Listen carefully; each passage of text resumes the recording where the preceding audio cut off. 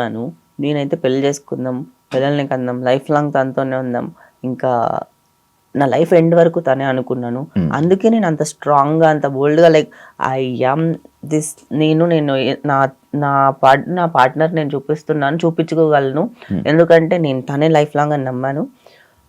కానీ అది పెద్ద నమ్మక ద్రోహం చేశారు నాతో. ఎందుకు అంటే లైక్ ఇట్స్ నాట్ లైక్ నేను నా సర్వం ఇచ్చినా కూడా అవతల వాళ్ళు దాన్ని యూజ్ చేసుకోవాలి అని అనుకున్నప్పుడు, నన్ను ఫేమ్ కోసం, మనీ కోసం కానీ ఇంకా కొన్ని దానికోసం యూజ్ చేసుకోవాలని అనుకున్నప్పుడు ఎప్పుడో ఒకప్పుడు మాస్క్ బయటపడిపోతుంది కదా. 9 నెలల్లోనే బయటపడిపోయింది. మరి లైఫ్ లాంగ్ ఎప్పుడు కలిసి ఉంటామని చెప్పారు?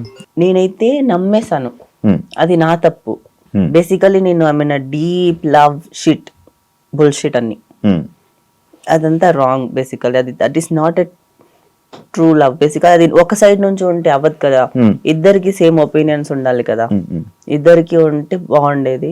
నేను కూడా కంటిన్యూ ఉంటే బాగానే ఉండేదని అనుకున్నాను. కానీ మోసం అంటే ఏంటి? నేను దాంట్లో చూసాను 4 గాజులు అమ్ముకోవడం.